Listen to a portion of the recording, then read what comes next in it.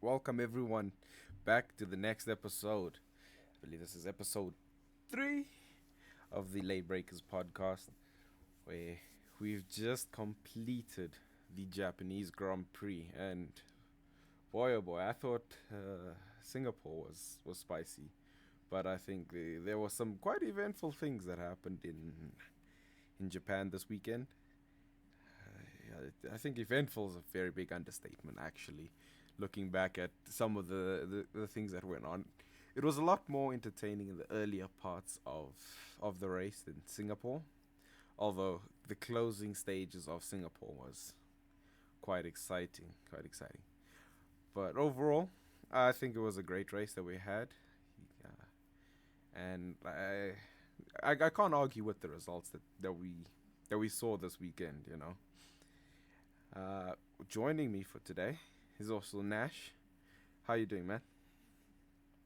I am doing great today, especially after a great race this weekend. This weekend was way more exciting than last. Oh no, definitely. The last weekend it was quite a snooze fest at the start, and ended up basically just we sat there waiting for anything to happen. It's like that meme where the guy's poking the rock, and it's like do something, anything, and Absolutely. we just needed to wait for something. But yeah. But when the floodgates opened, it got exciting. Oh. But moving on to this race, Mm. Suzuka. Oof, what a racetrack. Can we just talk about that first? Oh yeah, absolute brilliant racetrack. I was playing during the week to try compete against the our racing driver I am Speed's time, you know, and boy, the time is incredibly fast.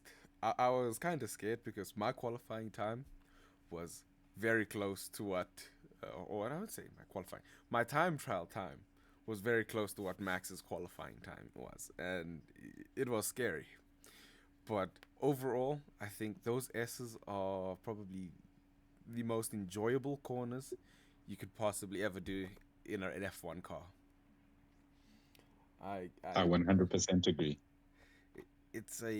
it really is just so beautiful. There's a lot of time around this track, especially if you don't know how to take the corners, or if you have my driving style where I prioritize entry over exit, which Hmm. some people might say you're foolish. For me personally, I like it. It feels fast. But then you get someone like I am Speed who comes along, is like, no, you slow. Yeah, this is it just feels so Yeah, bad, man. Sitting a second it does. behind him, and it's like, oh. But I mean, even the other drivers, like I mean, Seb was there building his bees, and he even Yes, said he was. himself, this is the one track if he could, he'd come back to just do Suzuka because of how much fun the track is. Indeed, he would. And in all honesty, we would love to have Seb back into the sport. I would gladly have Seb back into the sport. I was even thinking, it was funny. I was over the weekend. I was speaking to another guy, and he was saying, his idea was, fire Carlos Sainz and make him the head of strategy at Ferrari. And I told him, no, no, no, just you can just keep Sainz racing because he's a brilliant driver, and get Vettel in there. Let him become the strategist for Ferrari. Let's see. Okay, but to be fair, that environment I don't think Seb enjoyed too much. But hey, Yeah, I don't know if Seb would be too happy to be back in the Ferrari environment. I think if Seb comes back, it's going to be either with a German team or something more clinical, I would say. mm. But either way, if Seb, But if you ever hear this, oh, we want you back in F1, man. we do. Mm, Absolutely. we absolutely miss having him. But any other race thoughts from from this weekend? Well, we're going to get into the top. Well, we're going to get into the breakdown of our race finishes and obviously those that didn't. But we'll get onto a lot of topics. There is a lot to discuss over this weekend. Oh, the discuss is. I think a lot is a very big understatement. There was too many things to discuss, but I mean, that's what a podcast is for. We have the time to. Exactly. That's what we have this for. We have this so we can just discuss what the hell went down. And I'm super excited about it. I really, really am. Definitely. So, do you want to start with the bottom five who didn't manage to finish the race, or do you want to go to start No, from no, the let's start start from the with them. top? I like to start from the bottom and then work our way to the top. All right. So yeah, let's start with P20 Valtteri Bottas, who, I mean, yet again to me had another anonymous race. I'm gonna be real with you. I 100% agree. I didn't even realize he retired the car. Right? You and me both. When I saw it, I was like, "Oh, when did he retire? I didn't even realize he retired." Yeah, like I know he had the damage, and then he got punted. Let's be real. He got punted by, was it He really Sergeant? did. It was It was. Sergeant. Yeah, Who else would it be? yeah. Of course it was Sergeant. And immediately I stopped focus. I mean, fair enough. The broadcast also took their eyes off of Bottas there, but it They was just did. They did. But when they showed because they when they cut to the actual scene, you actually just saw Bottas turning the car around, and you're like, did he just spin on his own?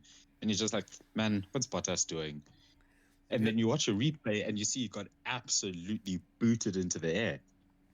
it just sure. Seeing that booty was, it was like, okay, I expected out of Sergeant.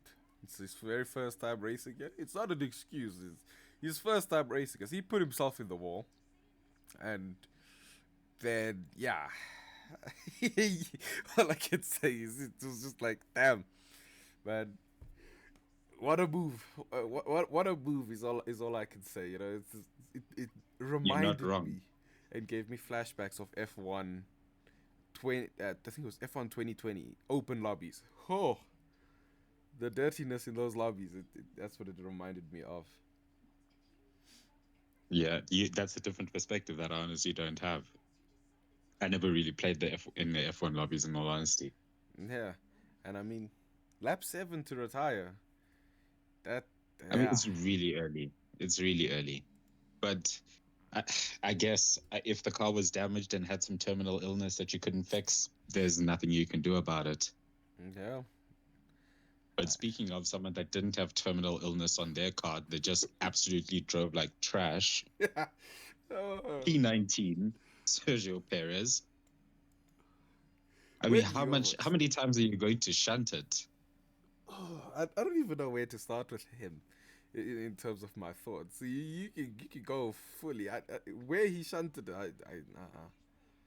This weekend was an absolute travesty for him. I mean, oh man, I haven't seen it. I haven't seen someone have such a bad weekend in a really long time. hmm. And saying he had a bad weekend is it's too light. A horrible weekend for him. I mean, He did. he was looking so good in FP3, right? And I Yeah, was like, sweet, Perez is gonna come. He's gonna show up. Quali, yeah, I mean, he did Perez things in qualifying, yeah, he did. He did. and Did the typical Perez. then I was like, okay, cool. My prediction was, okay, cool. This is gonna be a simple drive for him. He's just gonna climb past everyone, keep his nose clean for the first few corners, and let's go. And then we got that he first. I remember saying in the Twitch stream, in the chat, I said Perez is going to crash, and this was early in the race when I put out my top 7 prediction, and you were like, I didn't even include Perez, and I'm like, Perez is going to crash this weekend. Lo and behold, he didn't completely destroy the car, but he still crashed. Like, just the alone, the first thing that comes to my mind was the incident with Lewis, right? Pushing him wide off into the grass. I was just like, Yeah, really? Like, yeah. guys, I I mean, understand it's there tight. were so many. Yeah. I mean, but the thing is that we have to remember that he was also he did have a car on his right hand side, and he couldn't exactly give more space, and there were cars behind him because it's the start sequence. So there's a bit. You could say it's a race incident. In my opinion, it would be considered a race incident. So Mm-hmm. I don't want to give him too much massive criticism for that, but I mean, he lost his front wing, which completely ruined his race.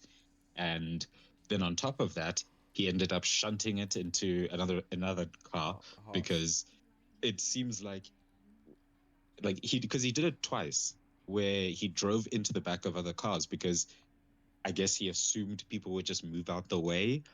That's sort of what it felt like. He's just so used to it. But it's different when now you're racing these guys. Checo, you don't have right of way on anyone right now. There are no blue flags in this scenario. And he absolutely shunted it twice. For me, the more confusing part was previously, and just the lap prior, right? He saw he had no room, right? You can see the driver will tend to do the same. You drive more predictably, right? You'll take the exact same line every time. So he's in the rocket ship. Why doesn't he just try go around the outside? That's my biggest thing. I understand, right? In the hairpin, it's faster to go on that line on the inside and do it. But if you just look at it, frame by frame, that door that he saw is going to close. And the thing is, he was at least a car and a half away from the house. And yet he was like, nah, I'm going to dive for it. Bro, it's not even a thing where you can argue that, oh no, I was alongside him before. No, he got into the braking zone before Perez even started the braking zone. And then Perez joined him moments later. But Perez tries to dive up on the inside. Where I. And if you just look at one lap before again, he saw how he couldn't get that gap and he wouldn't make it.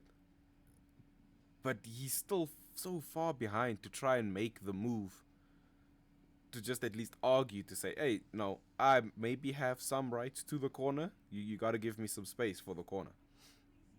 He had no room for it, and I think that was just such a bad judgment from him this weekend. And I had such high hopes for him to really climb up the last grid positions.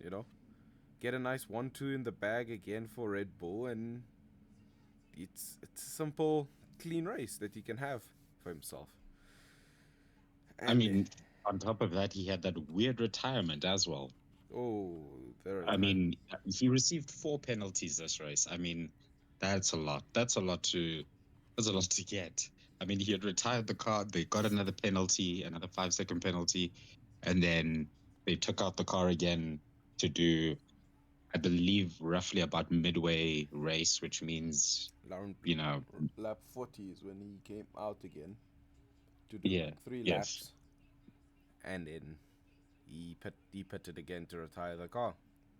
hmm It was I like assume to avoid the penalty for the following Qatar. race, Mm-hmm. but At it Qatar. just to be honest with you, it left a bitter taste in my mouth. It felt unsportsmanlike. I feel like the FIA need to investigate that and come up with a solution for that. And they can't make an excuse of not doing that. They changed plenty rules for Schumacher, so they can change rules now. Yeah, I honestly felt like once you retire the car, that's it. Bringing a car that is well over 20 plus laps behind everyone back into the race is just like, Makes absolutely no sense. Absolutely no sense. why? I don't think that should ever be allowed. It should just be like he should Red Bull should have either known, which they already knew he was going to get the penalty, and tell him keep racing until you get the penalty, and then once you've gotten the penalty in the race, retire the car, so that then you can do or pit him to change tires to serve the penalty, and then retire the hmm car the exact next lap, Yeah, and send avoid them this out whole to do debacle. one lap and then pull him back in and then retire the car. But also, I think Because they knew there was an investigation like mm-hmm, towards Perez, so they couldn't say that, oh, there's, you know, we didn't know. No, like you knew that you were being investigated, so you can't come with the excuse of saying that, oh, we didn't know. No, it's a really bitter taste. I don't like it. I totally agree, and I think it also lies fault. very much on the FIA because Yes, it does. they they very slow in terms of serving the penalty, right? I Mm-hmm. honestly think, in terms of like track limits, right? I think it's something that's not as hard to implement. I think honestly, it's a simple function that a machine could do, right? Mm-hmm. That it's, oh, the transponder is reporting that the driver went past this line. Yeah, Cool. Flag for car number 44 for like Lewis, right? Oh, exactly. Lewis does it again.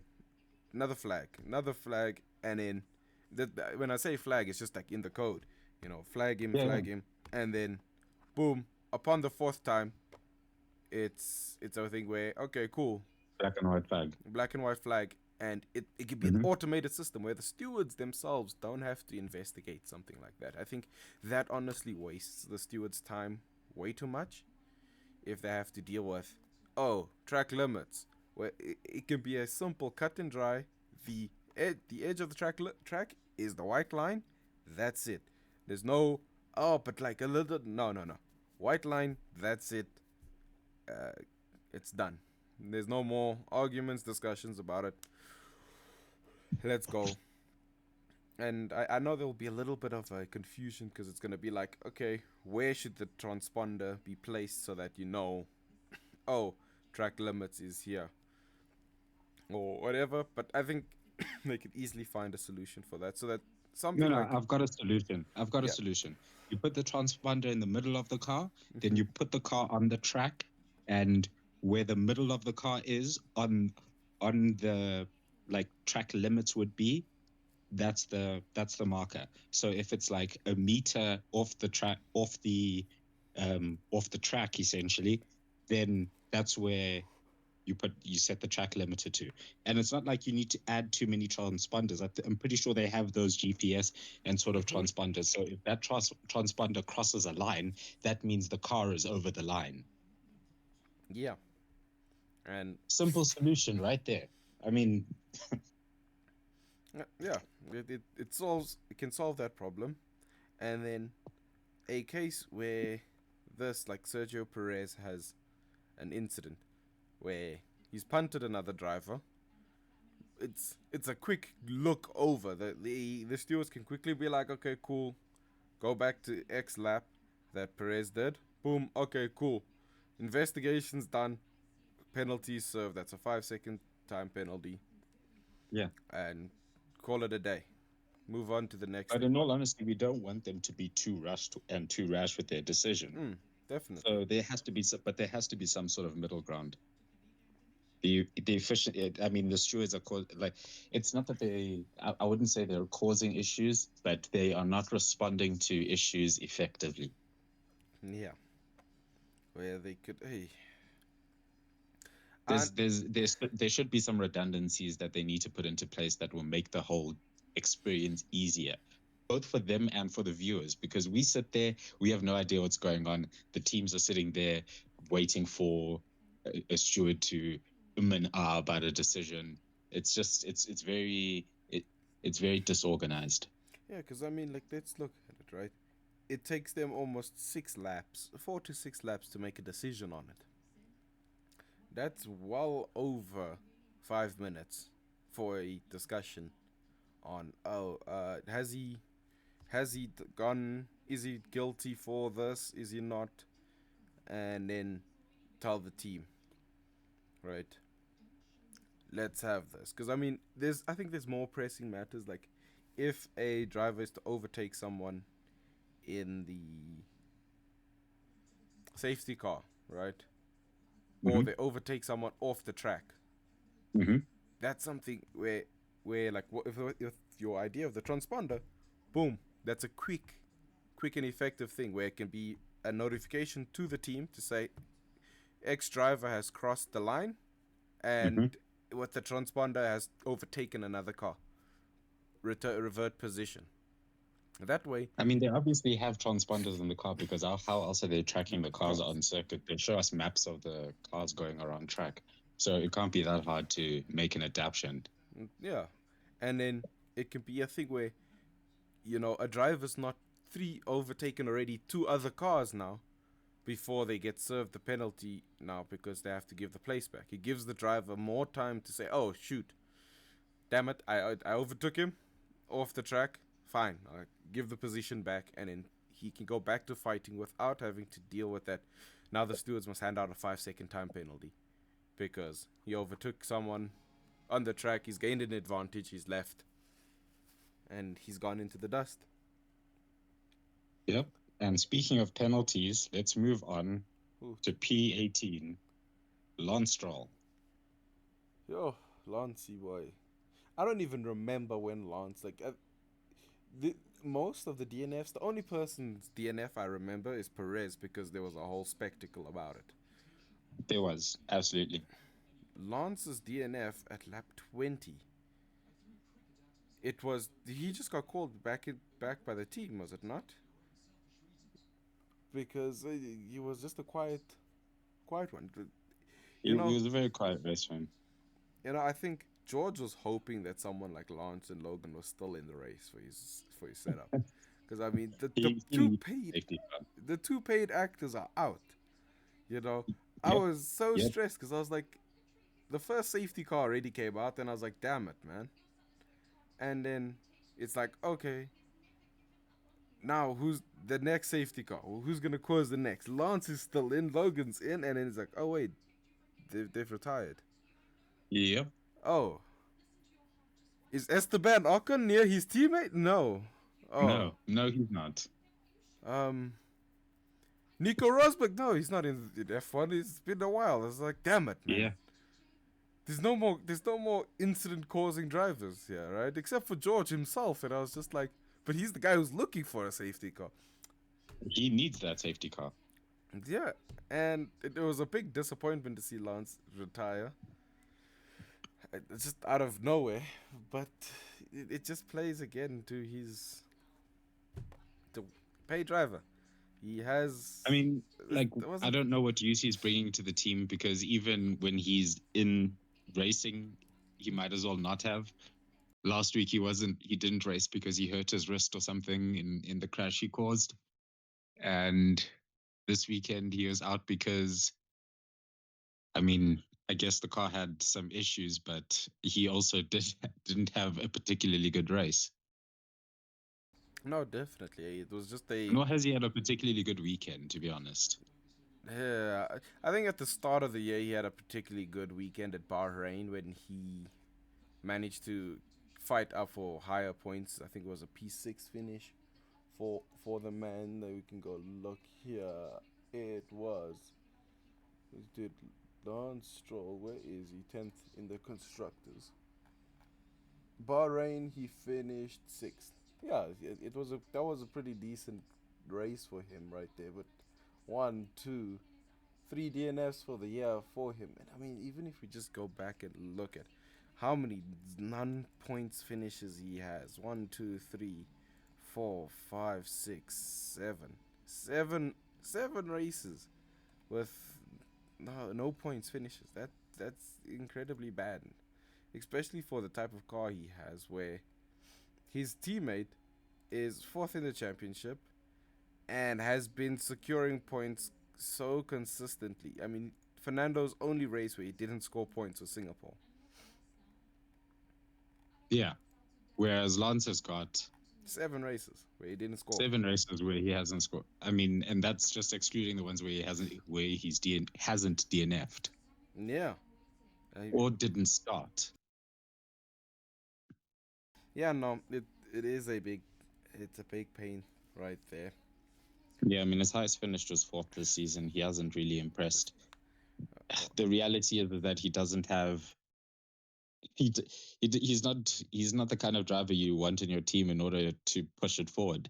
I mean, if you're going by the model of other F1 teams where they've got a veteran driver who can help develop the car and a number two driver who's a bit of on the younger side to push the team forward after the veterans left to be your number one driver, Lance Stroll's not that guy. You have to bring another person in to be the number one guy, and you have to consistently do that if you're going to keep Lance in the team, which makes no sense because then you've not got consistency and development in the car and with the driver.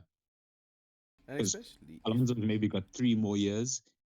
After that, if you're gonna keep Lance Stroll for all 3 years, and then what? Put another driver into the car and expect Lance to carry the torch? I honestly don't think he will be able to carry the torch that well. The car will deteriorate in terms of performance, Mm-hmm. and it will just send him backwards. And the thing is, they can't even go and put in a rookie driver in the other No, seat. They have to go for a fully experienced driver, they which have to means put in a veteran. They that, have to find someone to put in that car. So which they have to essentially beg Carlos Sainz or Pierre Gasly to join the team because I doubt Checo would go back. um yeah, I also thought Checo would go back. I mean, the next best option for them would possibly be to poach one of Haas's drivers, Nico or Kevin, right there. Yeah, I mean, yeah, And they kind of have. I mean, Nico was at Racing Point. Well, before it was when it was Force India. So there's potentially some ins there. yeah, but I think Nico's gonna have to do a lot more for that. First of all, Fernando would have to leave Aston Martin for Yeah, that seat yeah. to be open I mean, before any that's of a these. yeah. And will Nico still be in the sport at that point? So even then, you're looking at a what if situation.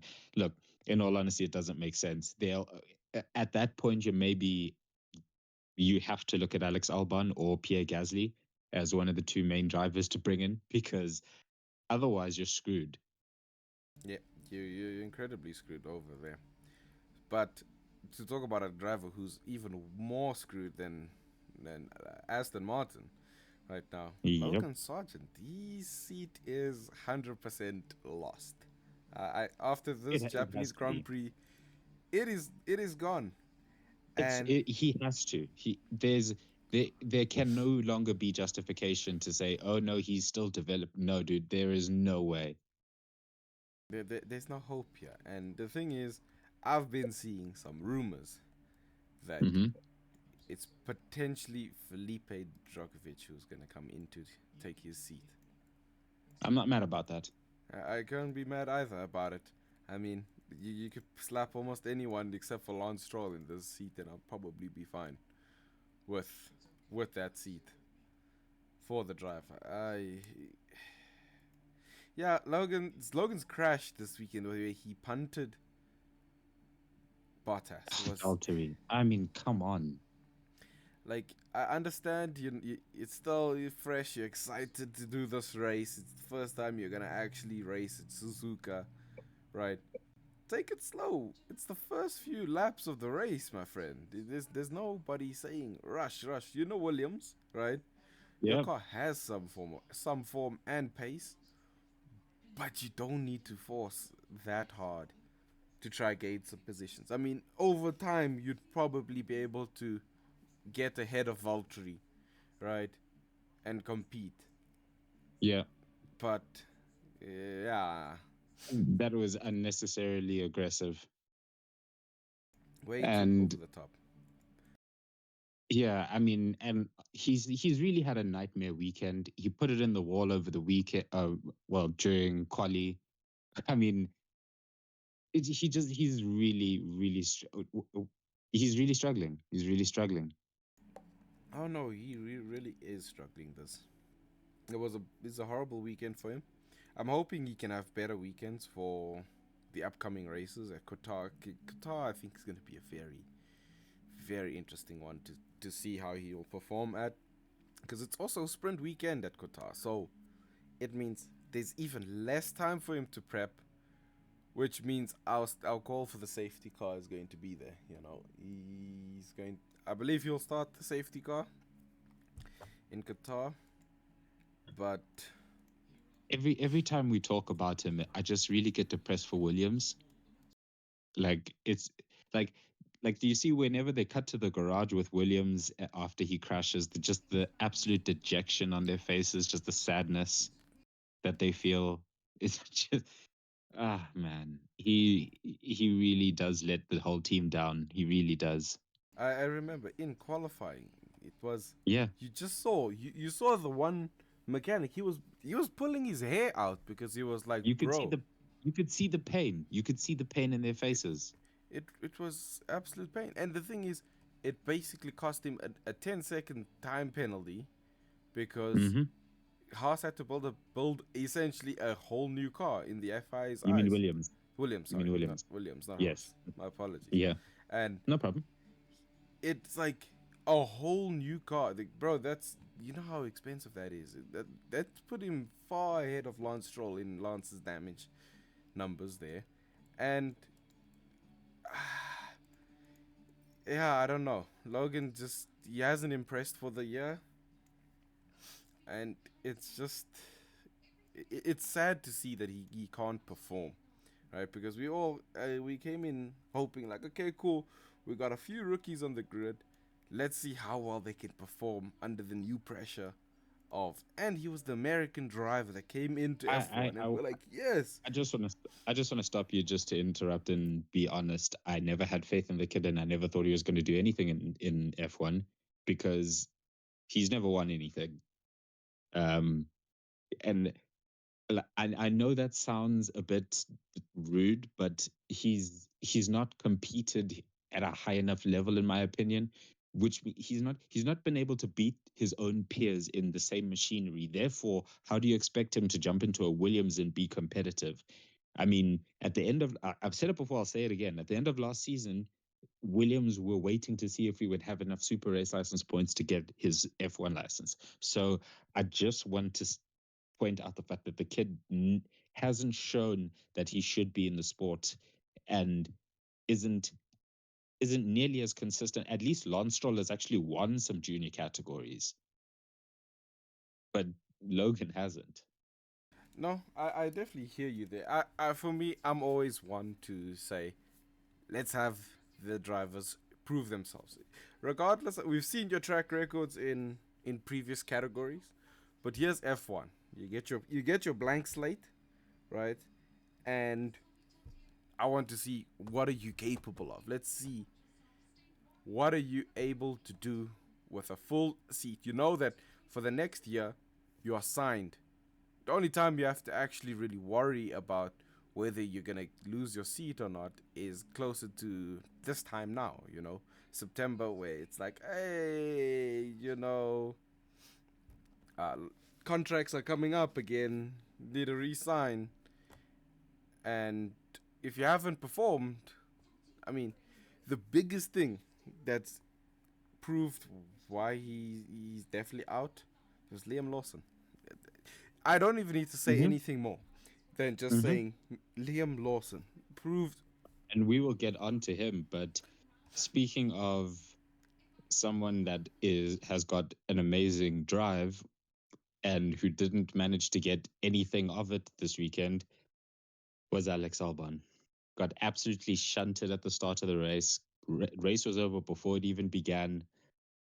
It's a real tough one for Williams this weekend. Both their cars out, and Alex is the only person that's going to score you points. And the fact that he was out at the start of the race, just knowing that Logan Sargent is the only car on track, that's got to be hard. Yeah, it was. No, the thing is, Logan retired before Albon with, I think it was 4 laps. Yeah, it's 4 laps before Alex retired. And just to go back to that start, it wasn't even Alex's fault, right? It was caused by the Alpine, which, if we look at it, it was between Bottas and the Alpine, first of all, right?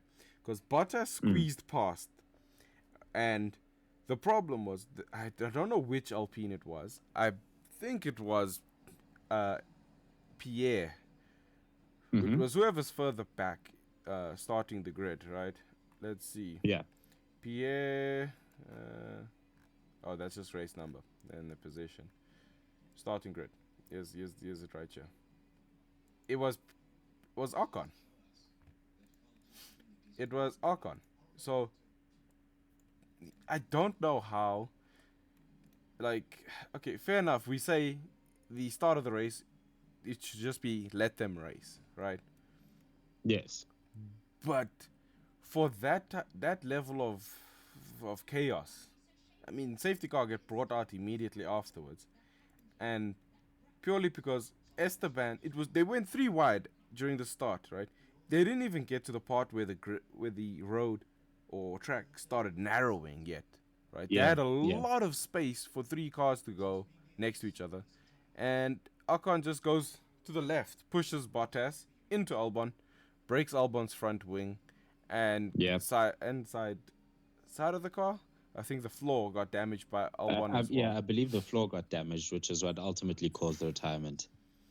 And that was just Albon's whole race. I was like, Mm. okay, cool. Albon's starting P13, right? That means Which is he's a good starting position. I mean, he's got some drive in him, so you would expect him to move into the points, at least get a P10. yeah. I was expecting Albon to be fighting Fernando Alonso for like P10 position. Mm. Ultimately, we know that it was Pierre and Esteban there, but I mean that was an easy points paying position for Albon to get because I think Yeah. Albon would have gotten past Yuki and Liam and then fought against Esteban and Mm-hmm. Ocon for points, Mm-hmm. which could have been I 100% agree. but it's just absolute travesty that Albon. The thing is, he didn't even have any space to go anywhere because it was just either go into the grass, which is no driver goes into the grass, and unless you want to become a lawnmower, there's no need to ever be driving in the grass. But on to the next driver of the one of the actual last place driver who actually got to drive, Kevin Magnussen. Got to finish. Yeah. Oh, Kevin. Kevin Magnussen. I believe it was Kevin who got punted by uh, Sergio, and from It was. that, It was Kevin. it was over for Kevin because he Yeah. pitted. I think he was Yeah. one of But the other forced an drivers that pit too many times. yeah forced an early stop, and it just really wrecked his race. And they've got pace problems really, because I mean Nico's finished just ahead of him, and they both finished a lap down. Didn't seem to have any pace particularly, and contrasting that from the high quali session that they had in the last race, it's a little disappointing. Unfortunately, their upgrades don't arrive until the USA race in Austin, which is a couple races away. So I don't know. I don't know. Well, it's not a couple. It's the next race is Qatar, and the race after that's the US, and it's it's tough. I mean, the car doesn't look quick enough. The fact that they finished in P16 simply because 15. all the other cars retired is it's just a mark on how tough of a season it's been for Haas and how tough it's going to continue to be. Yeah, I don't think we're going to see any other changes really. I hope that Haas's next package can bring some form of upgrades and performance to them, but I think with as little upgrades as they generally bring, or at least I want to say as minor, because they have brought quite a few upgrades. It's just that Mm. it's more minor upgrades than an actual full on technical and big upgrade. Haas likes to bring those big upgrades for the next year, but I think funding shouldn't really be an issue. But then again, they still are borrowing other teams, wind tunnel, and yeah, they're one of the teams that have quite a lot of CFD and wind tunnel hours. But I think they They lack do. the key personnel to get themselves any further. Yeah, they do. They do have a massive personnel issue. It seems to me like they're running. They're not as stacked as the other teams, at least. They don't. I mean, because Mick Schumacher explained that there's very little communication going on between them and the drivers. It seems like there's a lot less resources available, and unfortunately, that means it's hard to succeed at that team. Um, I don't know what needs to change in Haas's case. Maybe they need to bring in a strategic partner of some kind and potentially Porsche, Porsche, Porsche, Porsche, Porsche, Porsche, Porsche, Porsche, not. Porsche, Porsche, It's not Porsche, Porsche, looking Porsche. like it's going too well with the development of the car. I say they should bring in Porsche. They should legit sign up and have a dual thing going with Porsche. Just so I can have Porsche in F1, man. I just want that team. I want them in, but I want them to be building an engine, man. I want to see what they can do But with a moving V6, on man. to Nico Hulkenberg, he Yep. actually had. To be honest with you, both drivers had a really tough weekend, Yep. and finishing where they did kind of just proves that they had a really rough afternoon. The thing is, the funny part is Kevin. I believe Kevin got even higher than in the stars, higher in the starting grid he's than Nico. Yeah, Kevin He did, started yes, P15 and he yeah, he ended did. P15. Oh, that's just a travesty actually. To just Sunday drive. I mean, you get punted and it hurts your momentum. It does, So yeah. it is expected to see that. We also have another quiet driver, Guan Yu Zhou. Uh, a lot Yeah, of the pit Alfa stops. Romeos, man. He was the second driver to actually go into the pits, was he not? Yeah, he was the second driver. He had a weird Lap one. strategy. I don't know what exactly was going on there. I know he had a front end plate got hit, so he had the front wing replaced. But other than that, it's, they had a really offset strategy, really offset. Yeah, it I don't think it didn't pay out anything really. I mean, he did get up No, to P13, but overall, he was so far away from Yuki that it really didn't matter what yeah, else he would do, right? And pitting is just gonna send him further back in the grid because he doesn't have the pace to catch up to the top 10, hmm right? It, yeah, like I say, I think the two Alfa Romeo drivers, I want to call them sitting on a knife's edge, but it's not as cutthroat as that would imply. It's more yeah. I mean, they because they just get have a chill. contracts for next year, Yeah, so it's more they're just sitting back and they can enjoy a Formula One car, right? They are competitive. I don't want to say that they're not trying to be competitive, but in the car that they have, and with what most likely is going on in the background with Alpha, I don't see them going any further than what they are yeah, right I now. agree. I agree. And moving on to P12, the person that seems to be on the cusp of points almost every well Weekend. Mm. almost every weekend lately. Well, not lately at least, because he has been beaten by his teammate who finished ahead of him. But we're talking about the native, the person that wanted to have a really good race at his home Grand Prix, Yuki Tsunoda. Yeah. Uh, One, two, three, four. Yuki's been having 4 bad weeks. Yeah, Yeesh. he's really Actually, been struggling. it it's.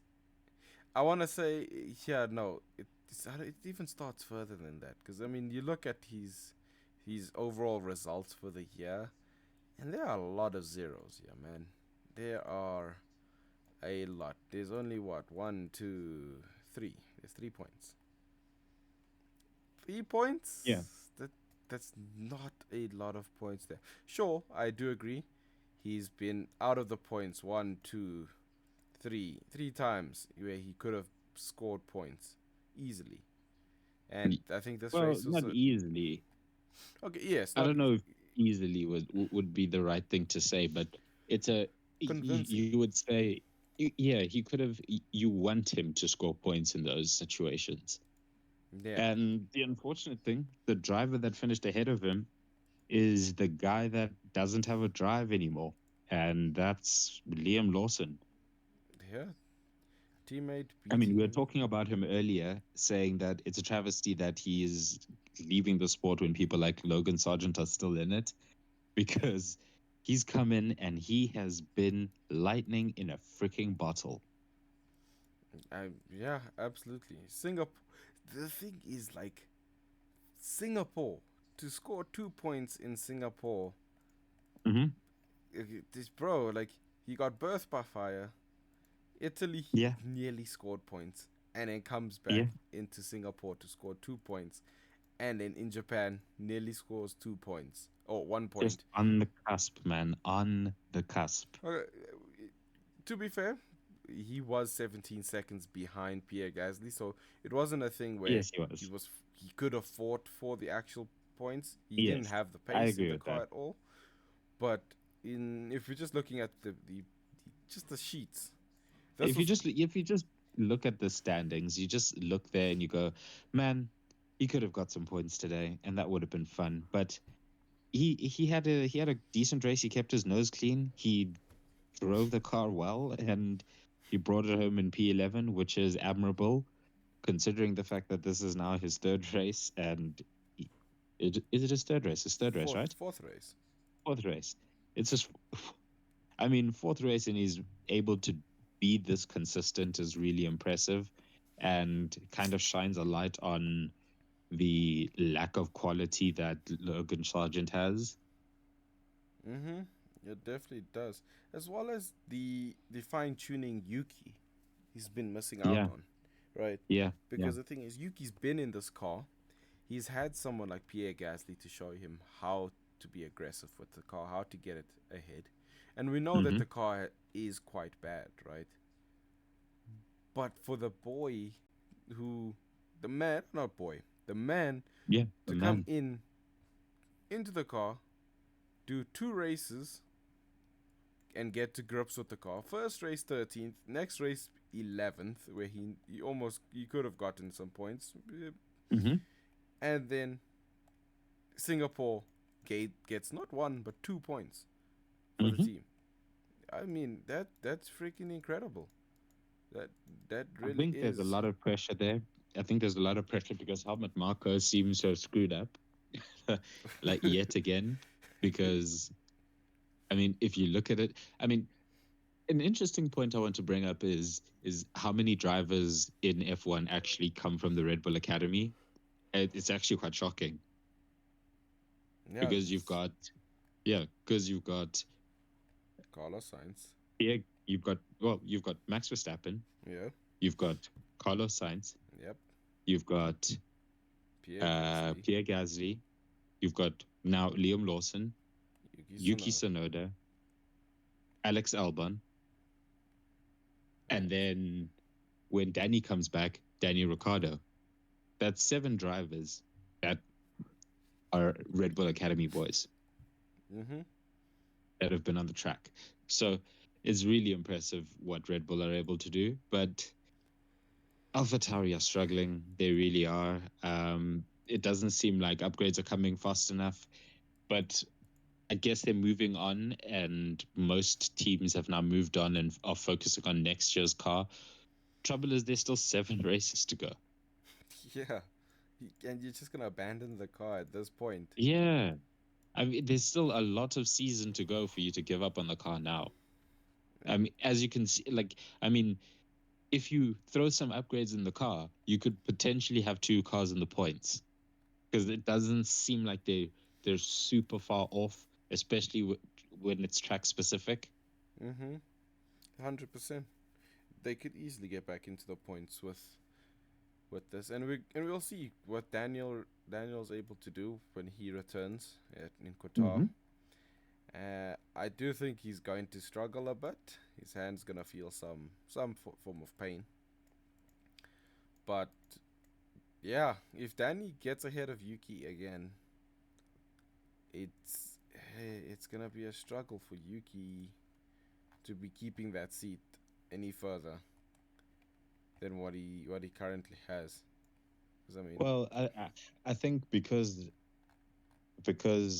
Red Bull still has the partnership with Honda until 2026. the start of the 2026 season. And I don't know how quickly they would move on, but there comes a point where you actually have to make the argument and say, yo, this dude should not be in the car. We need to put someone else up in here.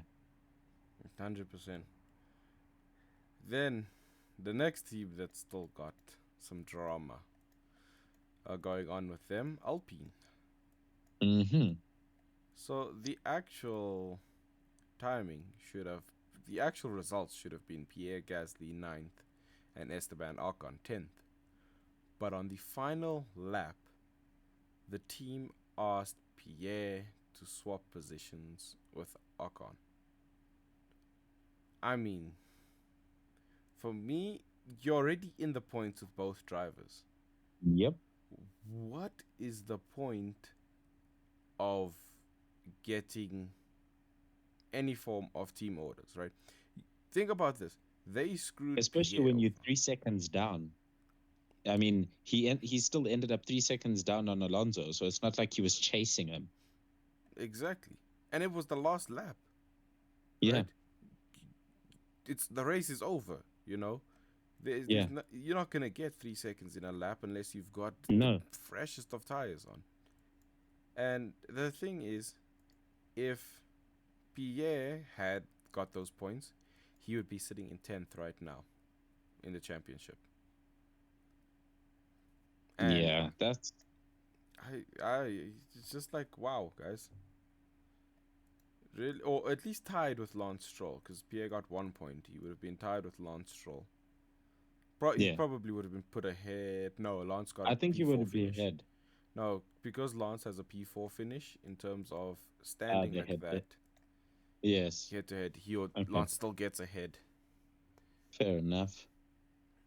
But I mean, still, what difference does it make? Because I mean, both their drivers are now a little bit closer, but that doesn't actually show the gap. I mean, Pierre Gasly stepped into that team and actually Took over. taken it quite far. So I think it's really rough, and the fact that he has to that debrief must have been absolutely it must have been a barnstormer in all honesty, because I'm sure Pierre was not happy to do that. Oh no, Pierre was absolutely fuming. Um, with that. I mean, if you even just go and have a look at the video at the end of the race, right? Pierre Yep. Pierre legit pulled the middle finger on to the Checkered team, flag. right? Oof. That's what he did. He straight up just they even blurred it out because I mean, I don't know what's going on down at Alpine. It's like they just are self-sabotaging in all out. Every time things look like they're going well, the team does something to screw it up. 100%. And uh, I mean, he's your new driver and you're treating him like this. I don't know. Like, imagine how Pierre must be feeling. He must be thinking, this is the worst situation I've ever been put in. I'm faster than my teammate, in all honesty, and I'm being treated like a second-rate driver. yeah, I was just, for me personally, I was just furious for him because you could Yeah, even see how absolutely. mad he was in the car about having And to with swap the every reason. position. Like, did By the way, there's Pierre Gasly actually does have a P3 finish, so he would have been ahead on the head-to-head. does he? I didn't click into Yep, he Pierre's finished on the podium in the Netherlands. Netherlands. Netherlands P3. Yeah, Yes. he would be ahead of Lance Stroll. Mm-hmm. So yeah, he would have actually been ahead of Lance Stroll in 10th position right now Yeah. for the points. Alpine, let's And hope they have something up in their bag because I mean, look, each of the drivers have scored a podium this season. So let's be let's give credit where credit is due. They've both had some decent drives this season. But yeah, Ocon got his podium in Monaco. But it, I don't like the team orders. I don't like the team orders. We're going to get onto more team orders later on up the list because there are more team orders to discuss here.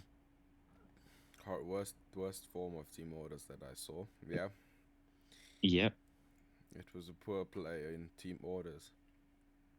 Yeah, but that's Pierre Gasly finishing in P10 and Ocon finishing in P9. But we do have the Fin- Aston Martin that did finish the race with Fernando. Fernando Alonso finishing in P8.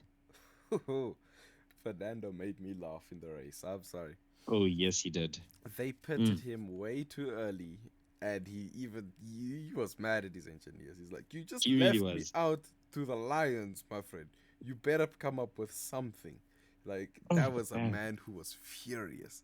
Like, I don't like angry Fernando always comes out on this track because remember when he said the line, "There's a GP2 car." yes, this is a GP2. That was also a Suzuka. I mean, Fernando Alonso. Here's the thing: Fernando's won here, and he's one of the drivers that loves the track. And whenever he gets there, he gets super emotional because it's like if you give him a shit car and he can't compete, he's like, "Why am I here on this track in this shit car?" No, absolutely. It's just like, I mean, you could hear him just seething. Just you have fed me to the lions. Oh man, the the poetry in the words that he chose. Oh man, because I mean, he climbed his way up to like I think it was P5, and then yeah, all of a sudden he just gets overtaken. One guy, another yeah, guy. I think it was in two corners he got overtaken twice, and it's just yeah. like, He did. ouch, you know, like guys, why did we pit so damn early Yeah, for these yeah. tires when I he mean, clearly had pace? the thing is, they started on the softs. That's the problem. I think initially is that they started on the softs instead of the mediums, like everyone else. I don't know what gave them the inclination that that was the smarter play. But yeah, I mean, maybe Fernando wanted to go hard in the first stint, but it just didn't work. It didn't work. Poor strategy calls on the tires. Fernando was not pleased at all, and I mean, he got some decent points out of it with a P8 finish, and we all know Aston need those points, Yeah, but it's not. Yeah, I don't think Alonso is happy right now. He's a very, very grumpy boy. yeah, extremely, especially with the performance of the car Yeah. overall. It's not looking great. I mean, he's fourth in the championship. By the end of this year, bro, he's going to be sitting most likely in sixth, right? If And he's the unable to problem get for ahead. Yeah, and the problem for Aston Martin is McLaren is coming for them. They're chasing them down in the constructors. They could they were sitting in second not even that many weekends ago, and now they're sitting in fourth and could end up sitting in fifth because And McLaren have had an absolute resurgence. and I mean, look, fifth is not a bad finish for them in the constructors, right? It's a whole lot more It's than not. they earned last year. But it's like to It say you gained two, but you were second in the constructors early on Yeah, this year. and for the performances you've had this season, It yeah, it really isn't. It didn't make sense for me. I But mean, Fernando's got four P3 finishes and three P2 finishes this season. Come on. I mean, how are you going to not develop the car enough for a guy that's been putting it on the podium so consistently this season? And it's really tough. It's a real bitter pill to swallow because Alonso is now slipping down the pecking order of the drivers standing, and Aston Martin is also looking not too great in terms of the constructor standing. And by the end of the season, it might not look as pretty as it did at the start. And all the progression and all the enthusiasm everyone's had might just get sapped because they started off so well. They sort of plateaued, but now they're starting to actually. degrade in their performances. And Lance Stroll's not helping. He's DNFing the car more often than not, or just having poor races in general. And now they find themselves in a battle to keep fourth. Yeah, and the worst part is it's a battle they're losing because both their drivers are getting Yeah, points consistently. That's the problem, right? If Lance yeah, could get points, it could be an interesting battle. But it's just a one man show. We're gonna get onto the other one man show, but it's infuriating for and for very frustrating for Fernando that you know since the mid season came and went, his team just they've left him to the lions, like in his own words. They've left him in yeah, with the lions in a yeah. vehicle that it can't outrun a lion. You know, No, it cannot. I mean, look at it. The Alpines. He used to be so far ahead of the Alpines, and now he was sitting 3 seconds, or 3 or 4 seconds, just ahead of the Yeah, Alpines. And there were, yeah, had there been more laps, he would have gotten caught, right? And they would have overtaken him. I think yeah. They really didn't do him a service with the strategy as well. So it's a combination of two factors at the same time that are just not good to have, especially at Suzuka. Man does not like to have a bad race at Suzuka. yeah, no, and it's understandable. This track is I mean, it's a beautiful. beautiful track. That's the thing. Like, I mean, like you gave a little breakdown and a description of the track earlier on the podcast, and it makes you want to drive there. It's just uh, it's such an environment, such a feeling. Those S's, man. It's just disappointing. It's disappointing for Alonso. It's disappointing for Aston. And speaking of disappointment, moving on to P7, George Russell. look, look, I'm gonna defend my boy Russell here a little bit. We know he likes to cook up some strategies Yes. in terms of tires, right? Mm-hmm. This was not it, right? Mm-mm. The one stop did not work, guys. It did not work. But at the same time, Mercedes played a bad moment with this, right? They did. They Like did. from the When they, start, yeah. no, I was gonna say when they. Okay, you were gonna say from the start. I'm gonna let you go. I'm gonna let you go because I don't want to get a little hasty here. Okay, from the start, Mercedes noticed, ah, George and Lewis are running each other off the track. Yeah, right. Yeah.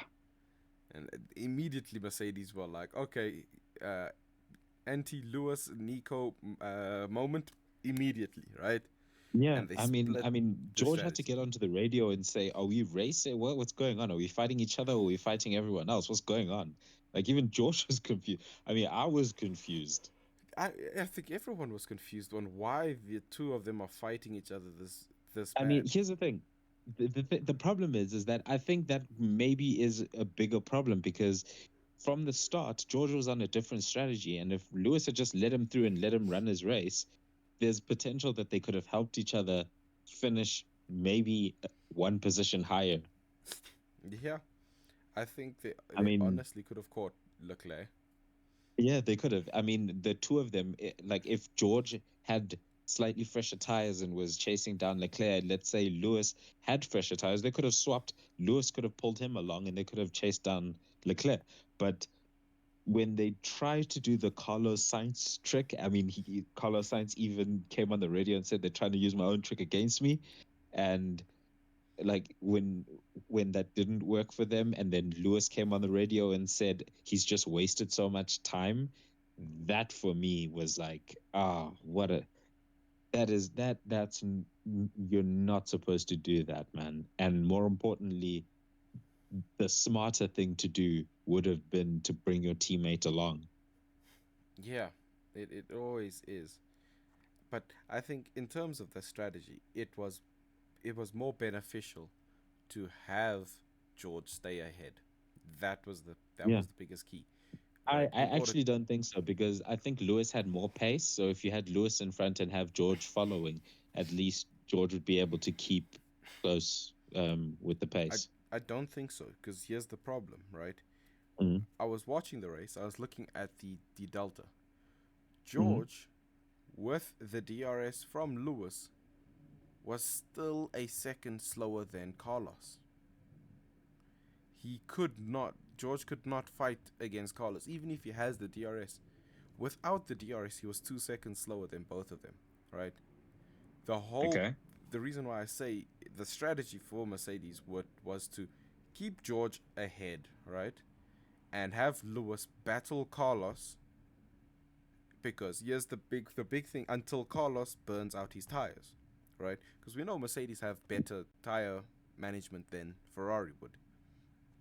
So it's a True. thing of okay, battle Carlos. Carlos's tire is gonna burn out his tires fighting Lewis constantly, because it's gonna be a race against traction between the two. And because that's Yes. happening, George stays ahead effectively. All Lewis must do is not overtake George, and then George must keep the slipstream in front of Lewis. Don't let Carlos get the slipstream. And with that, it's a battle between the two. Carlos is eventually going to be like, damn it. Mercedes will see it in the timing sheets that, oh, Carlos has finally slowed down. His tires might have been gotten worn out. That's the moment for Mercedes. If they're really wanting to do team orders, let let George through. But overall, the better strategy to counter all of this is they should have put Russell. They should have put him on the two stopper when they Yeah. realized that George was not lapping as fast as. The problem was Lando got so far ahead with that second phase of pit stops, Yeah, he did. and the moment Lando overtook George was the moment they should have pitted George, right? Yeah, they really should have. They should have reacted a lot quicker there, or at least reacted in a way that made sense. The the one stop really didn't work. I know you said it earlier that George likes to gamble on some tire strategies, but this weekend was not it. Yeah, I mean both drivers had new sets of hards, right? Mm. And it's almost a thing of, why did you waste that extra set of hards? Like, you, I feel like they could have actually saved a set of mediums possibly for themselves, for George to do this, and then it was a thing. But the problem was George started way too high, because I was gonna say high up in the positions, because I was gonna say start him out on the hards and then lead on with that, but Mm. and then put him on the mediums so that he's faster than everyone later on. But the problem is, if you start within the top 10, it is very hard to say, yeah, no, um, put on the hard tires, because you have Yeah, yeah, someone like Fernando Alonso who was on the soft tires, which you would have yeah, eaten you alive absolutely. at the start. Yeah, absolutely. So Yeah, Mercedes got it wrong this weekend, unfortunately, and George paid the price. no, definitely, and I think it's a big flaw with Mercedes. They still are struggling with their strategy options. Hmm. If we go back to Singapore as well, I think that was one of the best moments for them to have hit team orders, right? It was Lewis was so much faster, and I think Lewis could have Yeah. applied a lot more pressure onto Lando, and then made Lando make a mistake into then getting George through. Because the thing is, Mm. the moment Lando makes a mistake and Lewis, or even just one Mercedes gets past Lando, it was Mercedes win, right? There Yeah. was no chance. But their their strategy calls are not there. They need to work on it Yeah, they and do. They and do. come back They with they something need to better. have a reevaluation because it's been rather disappointing. And since we're talking about strategy, we should talk about our P6 finisher, the strategist himself, Carlos Sainz Jr. Ah, yes, the man himself who said, "Ah, you're taking my strategy. You don't they know? I know all the tricks." It, Indeed, because he's the smoothest of operators. he really is. He finessed He Mercedes really beautifully is. there. He applied so much pressure that Mercedes didn't really even know what to do, Yep. and he caught them straight up off guard. And he was close to getting to Hamilton because even if you see, He was. this is He really was. He was chasing down Hamilton quite intensely at the end of the race. but like you see, once again, here's where my strategy of Mercedes, if they really wanted to keep George with that one stopper, it would Mm-hmm. have worked, right? Because Lewis had a lot more tire pace in it, right? Mm.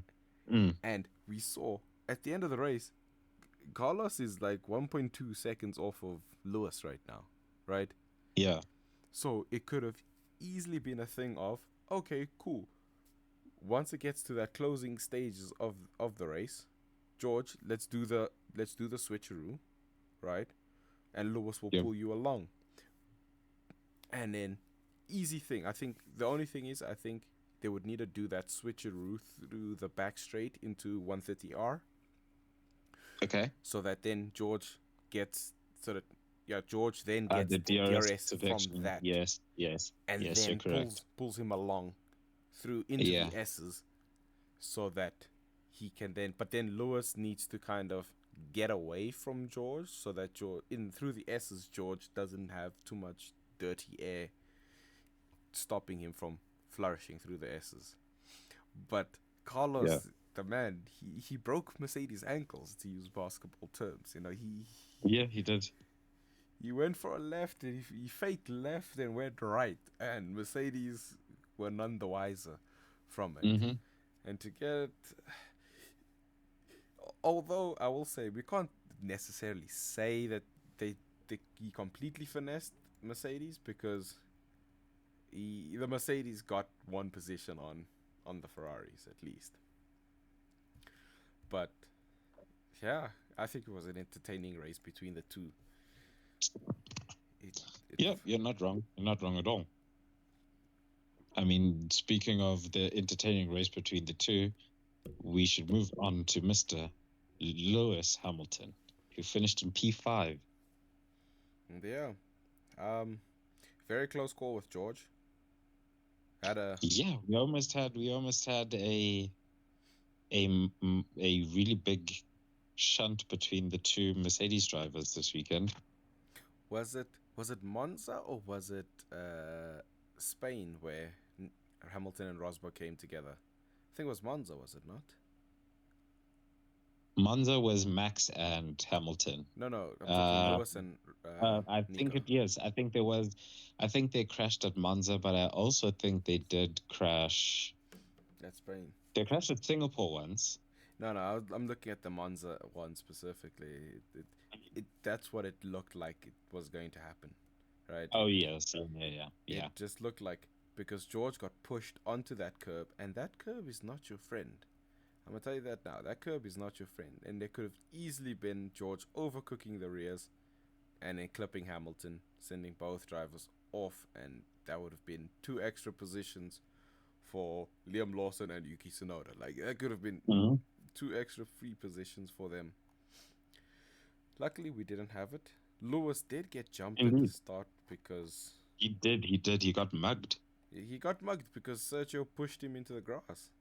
So Yeah. Yeah.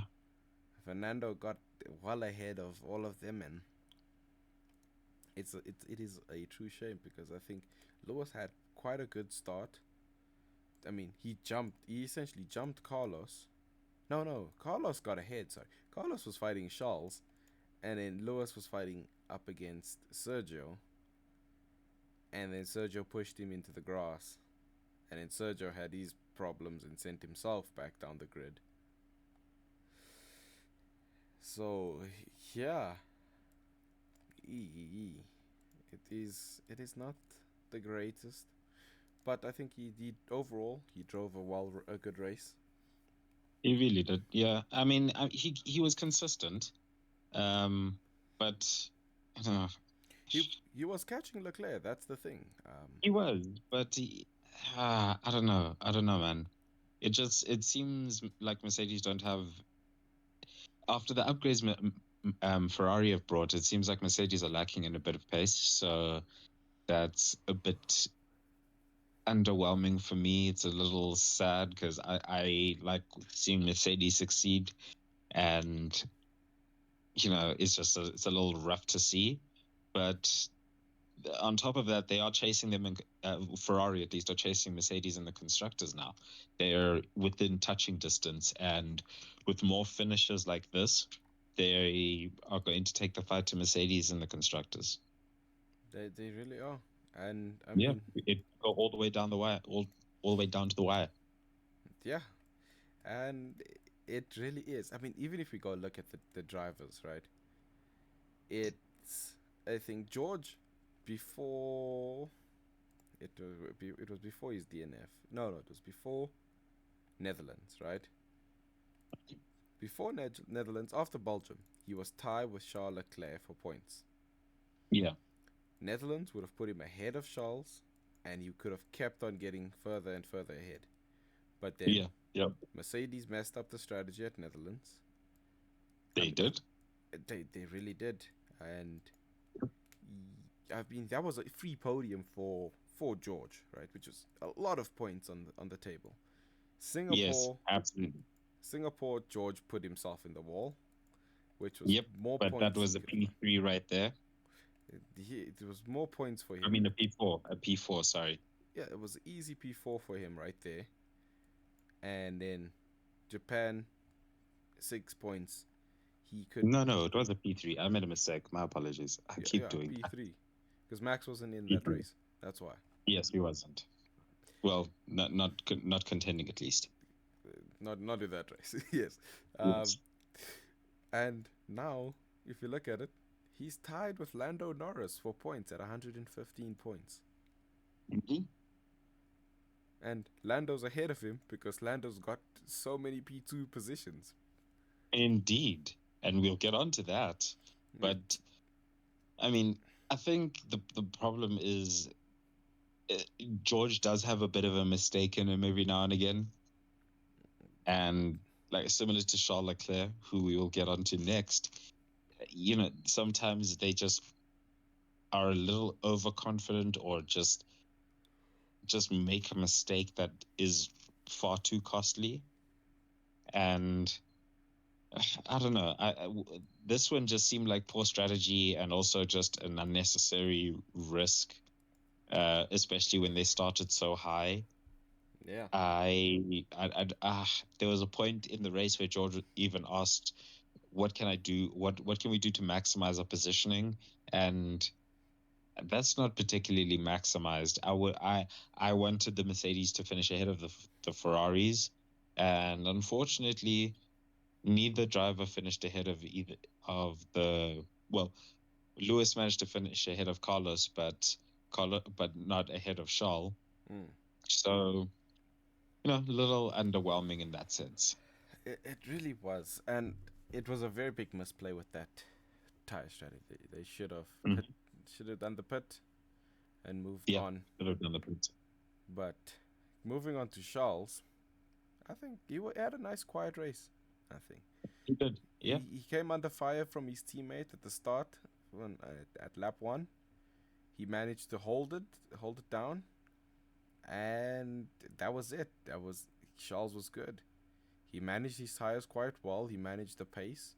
When Lewis started clawing time back, he managed to up the pace to match Lewis and Hmm. keep him well behind it. 6 seconds gap between the two. I mean, fair enough. Yeah. Lewis did start just dropping back. I think his tires just dropped off a cliff. But Or he just gave up. It got to the point where it's like I'm not going to be able to chase him down and still have tires at the end of this. So yeah, with Carlos Sainz chasing him, you know, yeah. But I agree. I think there was a certain point where the tires just weren't giving him what he needed in order to chase down Charles. and I don't have to give it to him. This was one of his better weekends that he's had overall. Although, Yeah, I mean he has been getting his ass handed to him by Carlos over the past few races, and it's good for him to get this leg up and just try to build some momentum because he really does need it. Yeah. I mean, even if you go look at his stats, right? For the last three races, P4s, solid P4s, you know? Yeah, Italy yeah, P4, Singapore P4, Japan P4. It's really doing him good. I mean, 12, 12, 12, dude. That's 36 points that he's gained within 3 weeks. Pretty good, yeah, pretty solid amount for himself, and pushed him uh, quite ahead. I mean, currently yeah. he's I mean, in all honesty, he's been more consistent over the past three races than Carlos Sainz has, with the P3 and at Italy. But he does have that win in Singapore, yeah, and that just tips it, man. It just tips it because he's got my apologies. Leclerc's got 36 points over the past three races, whereas Carlos Sainz has got 48 points over the past three races. yeah. But I mean, Carlos has shown why he is the number one driver at the team. That's just it's just a fact. I He think a won the lot of race. He won the race I when think Max. I think a lot of people would disagree with you, but I also agree with you. Carlos Sainz is the number one driver. In the moment where Max Verstappen was his weakest, right? Yep, Carlos was the guy to step up advantage. and take the Took podium. advantage. He was like, "Cool, this is my moment to shine." Yep. And I mean, I cannot fault the man to that. Another Yep. person who I cannot fault, Oscar Piastri.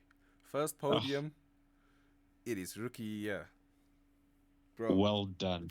I give Well him my done. applause. Well done to Oscar, man. It's it is phenomenal. He got Lando It did get really the is. jump on him, He but I mean, did. He but I did. mean, this is Lando But Norris we're but talking it, about. It's but rough. okay. Here's the thing. Here's the thing. It was necessary for them to make that call Mm, because when they swapped, Lando really did. He put 16 seconds in such a short period of time. I think it was like three laps or so. Within his first two corners, he was a second and a half ahead of Oscar. So yes, it was the right call because he is quick. Lando is very quick, but we have to give Oscar his flowers. First podium. He was really close in Britain to getting a podium, but he's finally on he's finally on one of those steps and got a trophy. And it's just super exciting to see. He's had a really good turn of form lately, and just been so consistent. Especially, well, I mean, since the DNF, he's scored points in three of the last four races. mm-hmm. I mean, bro, it really is great. And the thing is, to put it into more perspective, this he's going up against Lando Norris. One, Lando's Mm-hmm. established, well established in the team already, right? Yep, And he's the number one driver. if you go look at Lando has destroyed all of his other teammates that he's had. We can go Except look. Carlos Sainz. I mean, Carlos Sainz and him were pretty level against each other Yeah, they were by the pretty time level. Carlos left. Like, let's go back to drivers. This is Carlos Sainz's stats, but we go back and back, and then we come. Let's go 2020, right? Yep, Lando versus Danny. Danny overall beat Lando in the points, right? he did. Yep. One due to the fact that Danny did get that no not in 2020. Danny didn't get a victory in 2020. No, he didn't. It was just overall Danny drove better than Lando, right? But it Yep. was a very close head to head in terms of Mhm. qualifying there. Next up, Lando then retaliated next year by beating Danny, and Danny got the victory in 2021. He did. The year after that, Lando once again in 2022 beats Danny again. Lando, he at least in the last 2 years, he's shown how he destroys his teammates. Here, He really does. Yeah. yeah, he's also destroying Oscar here as well. But for Oscar But to you can not see be flashes of greatness in Oscar. That's the thing. You're like, okay, for your first season, kid, you're doing well. I like you. Oscar in the championship, right? Oscar's only two two positions lower, right? Lando's seventh in the Yeah. championship. Oscar is ninth. Yep. For a ninth finish, or at least right now, ninth. That's not bad. Well, Your he's got a rookie year, top. He's sitting in the top 10. yeah, in your rookie I year, mean, in your brilliant, rookie year, brilliant, man. especially the way the car started off the season. I mean, you wouldn't have guessed that McLaren and Oscar would be sitting so high and being in the position that they're in right now. It's really good to see. It's really nice to have McLaren up at the top. I think the sport benefits from having teams like Ferrari and McLaren and Williams up at the top because those are F1 teams. Those are teams that exist because of F1. 100%. And it's a very very crazy thing to see. But he's deserved it, and I'm quite happy to see him get his first podium there. Mm-hmm. But speaking of his teammate as well, Lando. Ah, multiple P2 finishes, Yep. bro. From Oscar's first podium to Lando's multiple second place finishes. All that's missing is a P1. All that's missing is a P1. I mean, you've got four P2s in a season for Lando Norris, dude. Mm-hmm. Like Yep. that is quite crazy. I mean, damn, bro. He's put in the work, and I mean, look, if Yeah, Lando, his past 8 races, he's finished in the points consistently. His lowest finish was P8 over those past 8 races. He's just been on a tear. I agree completely, and I mean, if we just look at Lando, I see he is currently sitting at about 115 points right now. Okay, Mhm. if he were to win He's only a single 20 race, points behind. He's only 20 points behind Charles. that's what I'm saying. If he wins one race, he's ahead of Charles Leclerc. One He is, race, yep. one race, he's ahead of Charles. And he's chasing down his former teammate. Carlos Sainz. Like, Uh-huh. how crazy is it? Honestly think I know for a fact by end of the year Lando is definitely finishing P6, right? Provided that he is constantly putting it up in second position. I mean, Yeah. Yeah.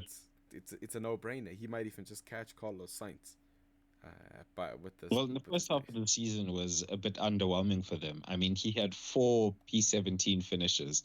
That's really tough on the record, and you know it really doesn't help him out. But we know that we know that Lando is a sensational driver and is he's just moments away from his first win. It's so close you can almost taste it. It really is just so close, so close. It's why I was hoping Singapore he could fight Carlos for Yeah, that first victory, man. yeah, It was sitting yeah. there and it looms over me every night. I have It nightmares that really Lando does. can't get his first win, man. It's like, why can't it happen? Why? Why? It's like to me, it's the David Coulthard feeling where you're like, man, I like David Coulthard. Why couldn't he have won more? Yeah, like it's there, guys. We all Yeah, believe it's there. Lando will He's get on that the victory. cusp. He's on the cusp. He's on the cusp. He's right there. He will eventually get that victory, and that victory will be the sweetest victory. We'll go out partying. I think at least that No, we have to. We have to. we, We're we gonna have to go. celebrate. We're gonna celebrate for Orlando. Yeah, I will tag him on Instagram, everything. We're gonna be taking shots for the boy when he gets his first win. I mean, even Quadrant will go Indeed. wild. Oh, Oh yes, Quadrant will indeed. go crazy for Speaking his. of the person that is celebrating and drinking that sweet, sweet champagne, it's Max Verstappen Ah, in P1. the man who did it Not only himself. that, Max Verstappen basically won the Constructors' Championship for Red Bull this season. Yeah, 100%. Let's see. 400 points. 400 points. That's just worth being one man. Just being one man alone. That's an incredible feat to be doing, right? And I just want to have a quick look at because Red Bull are 623 points right now. They've Oop, secured and black won down. the championship, right? But if we just go and we take those points and we minus how much points Perez has, and we just take Perez has 223 points, right? Do you Hmm. know that Max alone is still beating Mercedes? Yes, 100 that's points that's what's still. that's what's astonishing about it. It's Max Verstappen alone has won the championship, basically. Perez has kind of contributed, but like by making it so that they could win it now instead of later on in the season. But Max alone, a team by himself, could be at the top of the standings. It's it's madness, man. It's absolute madness. But that just shows the type of incredible driver that he is. Is that's all he does, bro. It's Yeah, all I do is win. that's his theme song for this year at least. You know, Yeah, yeah. it's I mean, Singapore he's is almost 200 points ahead of Checo. yeah. It- he will be If more. Checo has another finish like that, like he did this weekend, and Max wins the next race, he will have 200 points on Checo. More than 200 points. I can see by end of the year he will have more than 200 points on I Checo. mean, That's the I case. don't know how easy it is to justify that. Red Bull right now have a lot of looming questions over them. Not just Red Bull, but Red Bull and AlphaTauri. So it's just a lot. They're having to deal with more and more and more problems. But one problem that they don't have is Max Verstappen. He is he is generational. He is generational talent right there. No, he definitely is one of a kind type of a driver. Is they broke the mold, dude. They definitely did. It's beautiful to see that what Max is capable of doing. And And the competitiveness. I mean, finishing 19 seconds ahead of Lando is crazy. I mean, there was a point where he was almost 30 seconds ahead and decided, yeah, I'm good. yeah, this is enough. I'm Yep, enough. got Is the all he fastest said. lap, got the fastest lap, won the race convincingly, recovered and rebounded from the really difficult race that they had in Singapore. And, he felt, I'm sure he felt like, yep, back where I belong, my top step. Yeah, beautiful. Uh, Yeah. there's nothing more to say about the man. Like he's we only hear like not alone, just Suzuka lap, right? Did you hear that comms that he told GP? He was like, "Yeah, here's the 20. There's the 28. There's Yeah. the 28, bro. Like you know how hard it is to get a 128 around Suzuka already, and Yeah. and to be pulling the amount of G's. I mean, he pulled almost 6 G's through Spoon alone, and I'm like, no, that is absolutely incredible to see in Formula One. We It won't. really is. Yeah. I Max don't is think doing incredible things. He's showing a level of drive that we've only seen a few times in racing. it really has been. Not to discredit all the previous drivers that we've seen that have been able to put races together like this, but or seasons together like this. But man, I mean, he's he's had one of those seasons that you look at and you go, I haven't seen domination like this since when Seb was literally on top of the world.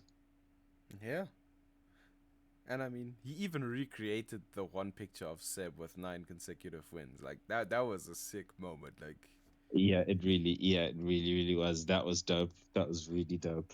you can't even But argue. Like the fact that he broke the record now, he's on 10, and you know, thankfully Ferrari were able to break it with last weekend, and now he's just probably restarting that record, rubbing his fingers, saying, "I'm gonna do it again." hey, and okay, I have high hopes for Aston Martin, Mercedes. Okay, sorry, I should restart it. I have high hopes for McLaren, Mercedes, Ferrari, and Aston Martin for next year. I think the game is on next year, in terms of trying to catch Red Bull. I believe that the fight is going to be a whole lot closer. I do still think Aston Martin's going to drop off. I hope it's not as bad as they did now with the mid-season break.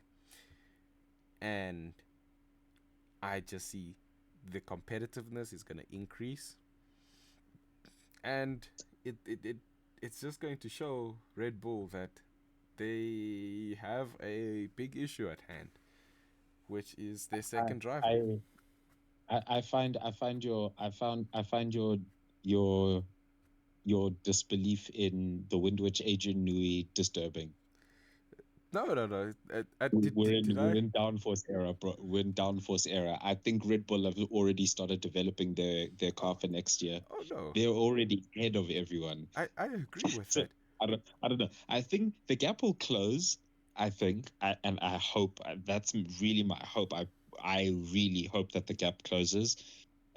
I hope McLaren are one of the main ones to push that gauntlet because I'd love to see McLaren win a championship again. It's been a long time, and I would really like to see that in my lifetime again because I haven't seen one since 2008, and the one before that was in 1998, I believe. Hmm. No, look, So yeah, I would like to see a win. I'm No, not. no, 99, 99. My apologies. I'm not talking bad on the Wind Witch. No, no, no, no, no. I'm not talking bad on him. Never. What I'm merely stating is that he's going to have a bigger reason to push the envelope more. I didn't say Red Yeah, Bull's not going to be leading the championship again. I'm just saying they're going to have a tough time picking on who's going to be their actual competitor because that midfield yeah, yeah. is going to close down extremely hard. And I see But it. I think that works out in Red Bull's favor because the what will happen is everybody will be taking points away from each other, and Red Bull will be able to keep storming ahead with Max Verstappen. Because if he doesn't win, we all know that he will do as much damage limitation as possible. And if there's not one clear team that is dominating, I would think that Red Bull would continue to be able to be on top because purely based on consistency. Because if one weekend McLaren win, one weekend Ferrari win, one weekend um, Mercedes win, but every weekend Red Bull are finishing second, they'll still win the constructors and Max could No, potentially win another championship. I foresee Max winning another drivers' championship. Oh, oh yeah, 100%. I don't foresee them winning another constructors with Perez's inconsistencies that he has right now. I, I can see that. I can see that. Because the thing is, Um, if any of the teams are taking victories off of Max, it's going to be an incredibly hard thing for him to win the constructors alone, like he is, because every other team has a convincing driver who can consistently get it back into the points. Like we go back and look at George Russell, we can look at Carlos Sainz and uh, Charles Leclerc, Lewis Hamilton, yeah, George Russell, Lando Norris, Oscar Piastri. These are great driver pairings, which will make the constructors battle the most yeah, interesting battle that we will see. The drivers a little bit more unconvincing because I still think Max will run away with the first places, but it's gonna yeah. I be agree with that. I I agree with that. I think Max is still pretty much the fastest driver on the grid. I think what will happen is we will see next year. A lot of the times, it's going to be about can the second place driver jump Max at the start, right? Yeah, Because it's almost going to be a thing where the other teams are going to need to play a little game with each other, right? Where it's going to be saying, I jump ahead of Max. I'm going to need to, I'm essentially hold him up, and I'm gonna need you guys to kind of try and overtake this man because the moment he's ahead, and you know Red Bull are going to pull a fast one on everyone in terms of strategy because I mean they're just known for doing brilliant yeah, strategies. And if he gets ahead and he gets into that clear air, it's gone. Max, sure it yeah. won't. I don't think he'll get that big 30-second gap to second place, I think it will be brought down to more like between the 15 second mark gap to second place. That's still a really large gap, though. No, definitely. But that's just the type of caliber Max is. I'm gonna be real with you. Max plus the Wind Witcher's technology. There's no helping it. I think it's just over for the rest of the grid, and they're gonna really have to rely on each other to try and stop Max. So it's gonna be almost Max against the world. In a what could be a very epic Netflix Drive to Survive season. Like think about that. Like imagine we have George Lewis, Oscar Lando, Carlos and Charles, and then Fernando Yep. Alonso up all fighting against Max Verstappen to try Yeah. and essentially dethrone him. And it's like that Netflix can spin that so well. It will bring so many more fans into that as well. It would be probably the hypest season we'll Well, have the with Drive problem to is Survive. that Max Verstappen and Lewis Hamilton don't participate in Drive to Survive, so good luck to them. Definitely, but I think they can spin something around. Like, I mean, if they use the other drivers, it's easy.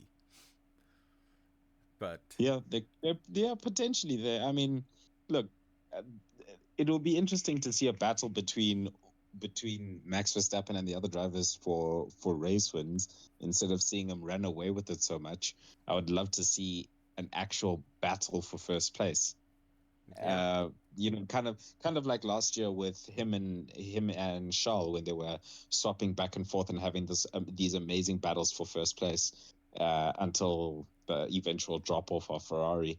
But yeah, he's so quick, man. He's so quick. it's gonna be difficult. I It's gonna totally be the agree. hardest thing ever. It's gonna be like it's gonna be that laser focus thing that Nico had to that go lock yourself in a cave type of thing and become one with speed the speed force itself in order to beat that guy. That's what these guys are gonna have to do. I 100% agree. But who knows? They Mercedes got a little bit extra wind tunnel time, did they not this year? So it's gonna. I think it will shuffle up the grid in a I hope wonderful so. way, I hope so. I really do. so that we can at least see some things. Yeah, Mercedes ended third, so they have slightly more wind tunnel and CFD time than Yeah. Ferrari and Red Bull, but it's gonna be hard for them for next year when they're back to second. Yeah. Yeah. Yeah. The biggest crime, though, is that McLaren is getting more than all of them, and they're going to leave. I honestly think McLaren is going to be fighting Red Bull mainly next year, Ah, dude, I hope it's so much. I want it so bad. I oh, and it's going to oh, be they're going to oh, it'll make almost my heart leave. happy.